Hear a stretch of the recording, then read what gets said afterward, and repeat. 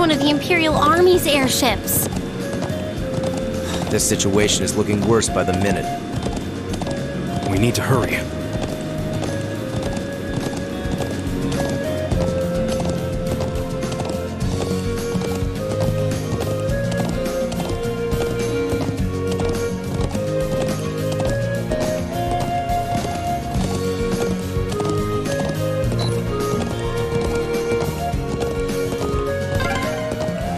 Those are armored cars from the Imperial Army.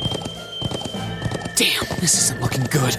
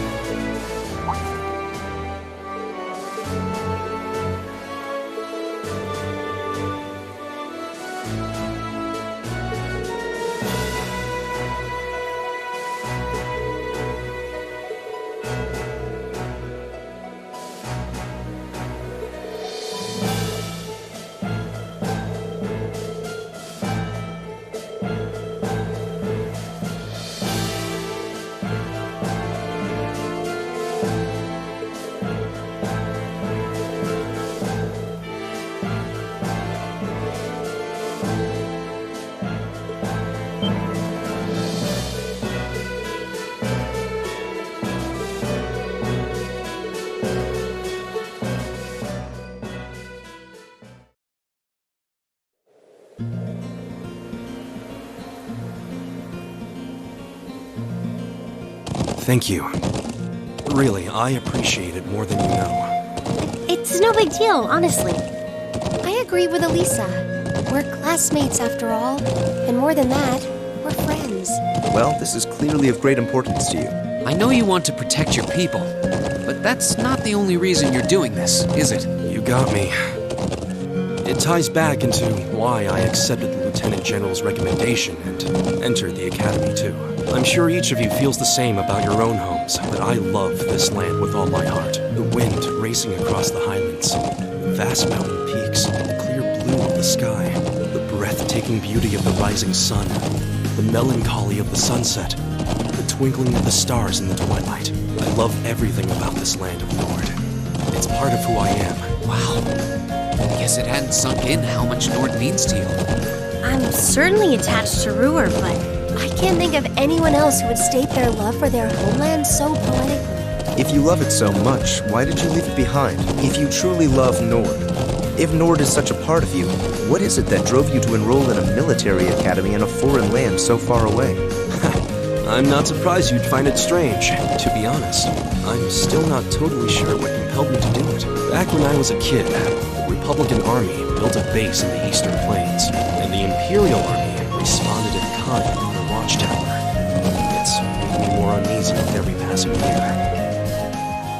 Years ago, a traveling priest from the Septian Church taught me all about the history of the continent. One thing that stood out to me was just how many lives had been lost during the conflicts between the major powers. Another major theme was just how profound of an impact the Orbital Revolution had on people's lives. Even the concepts of time and distance have changed so much. In effect, the Orbital Revolution shrunk the world. It made me realize a sad truth, one that kind of scares me even now, that there was no guarantee my homeland could stay at peace forever. That one day, it might be drawn into outsiders' conflicts and be occupied and redistricted into oblivion. I can't believe you were thinking about such weighty things even as a kid. So then, you joined the academy in order to learn more about the outside world that posed a threat to your homeland? Yeah, something along those lines. When I realized how afraid I was, I knew I couldn't close my eyes. I wanted to do something, anything, to protect this land. As luck would have it, I met the Lieutenant General. He's the one who told me about Thor's military academy. One thing led to another, he offered me a recommendation, and before I knew it, I took him up on his offer. So there I was, green as grass, heading off to study abroad despite having no clue what life in the Empire was like. Thinking back on how it all came together, what you said is probably what I was thinking back then. Honestly, I have yet to hear a student offer a more galvanizing reason than yours for enrolling at the academy.